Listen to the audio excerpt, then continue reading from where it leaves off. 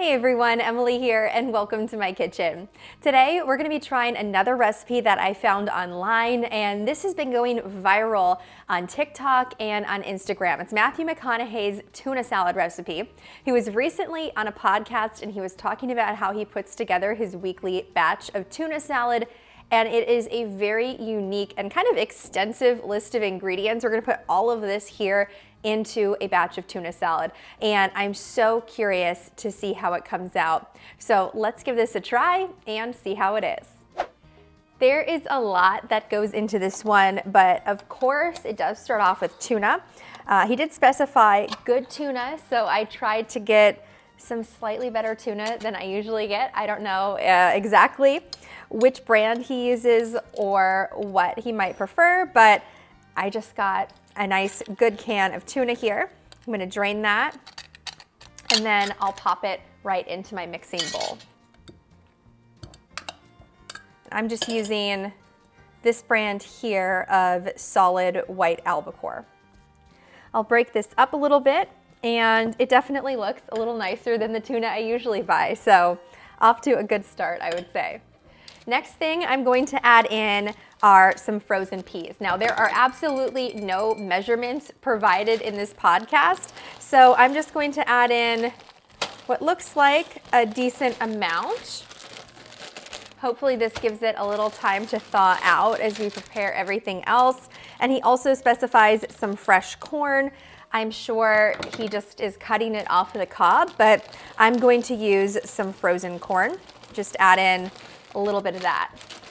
Maybe about a quarter cup of each. Now we're going to do a little bit of chopping. This is another interesting ingredient.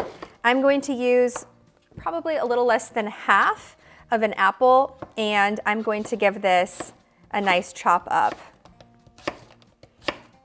I think this will be a pretty nice addition to it. I mean, it does go well in chicken salad, so I don't see why it wouldn't go good in tuna salad. And I'll just chop this until it's roughly the size of the carrots and the peas, so you get just a little bit in every bite.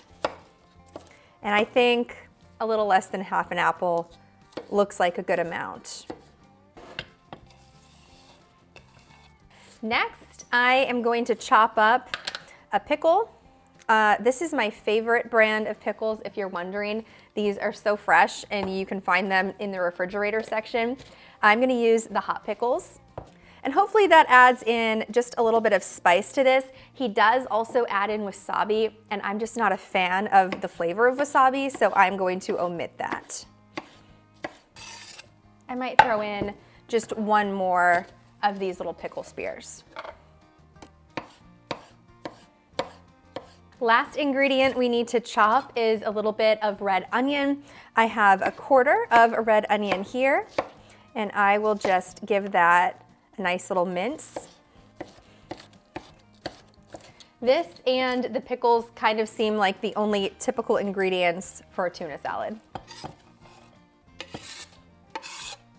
And that's the end of the dry ingredients that we're gonna add for now. And just kind of looking at the ratios here, I'm gonna throw in one more can of tuna. There's a lot going on in here, and very little of it is tuna at this point. I think based off of everything you have to add to this, you have to go with at least 2 cans of tuna. There's just no getting around it unless you're adding like a teaspoon of everything. And someone's asking for what's left in the can. This one didn't really have too much left in it, so give her a little snack. Come here.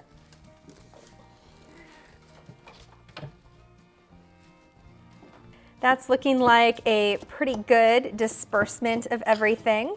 So I'll just give this a little mix, and then we'll set this aside and get started on the dressing. Now, since there are no measurements provided, I'm gonna mix the dressing in a separate bowl and then toss that in with my tuna salad mixture. I'm gonna start off with a decent amount of mayonnaise based off of how much I have going on in that bowl, probably a little bit more than a half of a cup.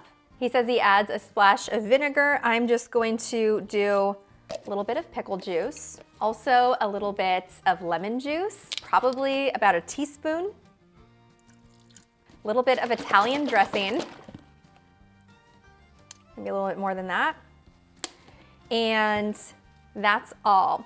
You could also add in a little bit of wasabi. That's what he does in his recipe, but I'm just not a fan of the flavor. So again, I'm leaving that out. Give this a mix to combine it. And then I'm going to add that into my tuna salad and give this a mix. And at this point, I'm going to add in the final ingredient, which is jalapeno chips. Definitely an interesting addition to the actual tuna salad. I have put chips on a sandwich before, but never actually mixed it in to the filling itself. So I think this is gonna be a nice little crunch. And hopefully, as we mix this up, we'll just start to break these up a little bit, but I wanna leave them still slightly crunchy. And I would say that was the perfect amount of dressing for this. You could always add a little bit more if you like to have yours extra mayonnaise-y. I know everyone has their own preference. The tuna salad's looking good and the peas and corn have started to thaw out. So now I'm just going to build my sandwich.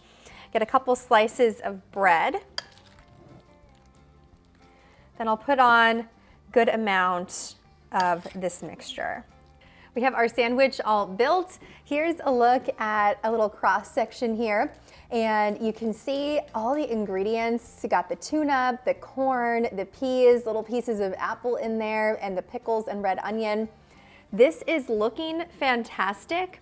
Now, time to give it a try. And I'm gonna be rating this on a scale of 1 to 3 all rights. 3 all rights being the best. So let's go.